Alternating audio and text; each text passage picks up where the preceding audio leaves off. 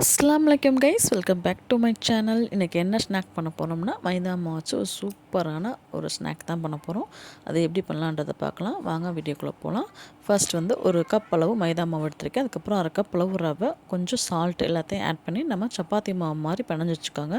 தண்ணி விட்டு கொஞ்சம் லூஸாக பிணைஞ்சிக்கோங்க, ரொம்ப கெட்டியாக இல்லாமல் கொஞ்சம் லூஸாக பிணைஞ்சு வச்சுக்கோங்க. அப்புறம் ஒரு கடாயில் வந்து 2 டீஸ்பூன் அளவு நெய் ஆட் பண்ணிக்கோங்க. நெய் ஆட் பண்ணிக்கிட்டு பாதாம் பருப்பு, முந்திரி பருப்பு நான் சேர்த்துருக்கேன். எந்த நட்ஸ் இருக்கோ நீங்கள் சேர்த்துக்கோங்க. அதுக்கப்புறம் வந்து ஒரு கப் திருவுன தேங்காய் சேர்த்துருக்கேன். அதே கப்பில் ஒரு கப் திருவுன தேங்காய் நல்லா வந்து இது மாதிரி தண்ணி சிஞ்சுற அளவுக்கு, தண்ணி பதம் இல்லாமல் ஃப்ரை ஆகிற அளவுக்கு நல்லா வந்து ஃப்ரை பண்ணிக்கோங்க. நல்லா கலர் வந்து கொஞ்சம் சேஞ்ச் ஆகும், அந்தளவுக்கு ஃப்ரை பண்ணிக்கோங்க. அப்போ தான் சாப்பிட்றதுக்கு நல்லா டேஸ்ட்டாக இருக்கும். அப்புறம் வந்து நம்ம எடுத்துருக்க கப்லேயே அரை கப்பளவு வந்து வெல்லம் சேர்த்துருக்கேன். அதையும் இதில் ஆட் பண்ணி நல்லா வந்து இந்த மாதிரி கலந்து விட்டுக்கோங்க. அதிலே மெல்ட் ஆகிடும், நல்லா மெல்ட் ஆகிற அளவுக்கு வந்து நல்லா கலந்து விட்டுக்கோங்க. அப்புறம் கொஞ்சோண்டு ஏலக்காய் பவுடர் அதையும் ஆட் பண்ணிக்கோங்க. அது நல்லா அந்த மாதிரி ப்ரௌனிஷாக ஆட் பண்ணிக்கோங்க. இதே மாதிரி ஆனதுக்கப்புறம் நம்ம பன்னஞ்சு வச்சுருக்க மாவு வந்து நல்லா ஊறிடும். அதை வந்து நல்லா உருண்டைகளாக பிடிச்சி இந்த மாதிரி கையிலே தட்டி விட்டுக்கோங்க. ஒரு பிளேட் இல்லாட்டினா அது சப்பாத்தி கட்டை அந்த மாதிரி எதில் வேணாலும் வச்சு இந்த மாதிரி தட்டி விட்டுக்கோங்க. நல்லா கையிலேயே வந்து நல்லா வந்து இந்த மாதிரி நல்லா இலகெல்லாம் தட்டி விட்டுக்கோங்க.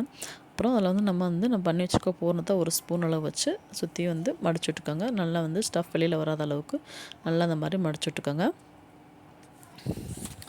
இதே மாதிரி எல்லா மாவையும் வந்து இதே மாதிரி எடுத்து வச்சுக்கோங்க பண்ணி. அதுக்கப்புறம் ஒரு கடாயை வந்து அடுப்பில் வச்சுக்கோங்க. ஒரு கடாயை அடுப்பில் வச்சு எண்ணெய் காஞ்சதுக்கப்புறம் நம்ம பண்ணி வச்சுருக்க எல்லாத்தையும் ஒன் பை ஒன்னாக ஆட் பண்ணி நல்லா ஃப்ரை பண்ணி எடுத்துக்கோங்க. நல்லா ப்ரௌன் கலரில் நல்லா சிம்மில் வச்சு பண்ணிக்கோங்க. அப்புறம் நான் குலோப்ஜான் பாகத்துக்கு வந்து ஜீனி பாகம் எடுத்து வச்சுருக்கேன். ஒரு கப் ஜீனிக்கு அரை கப் தண்ணி விட்டு நான் ஜீனி பாகம் காய்ச்சி எடுத்து வச்சுருக்கேன். அதில் வந்து இந்த பொரிச்சு எடுத்த எல்லா ஸ்நாக்கையும் இதில் வந்து கலந்துக்கோங்க. ரொம்ப சூப்பராக டேஸ்ட்டு, நல்லா ஜூஸியாக இருக்கும். நல்லா அது இஞ்சிடும், நல்லா ஜூஸியாக இருக்கும்.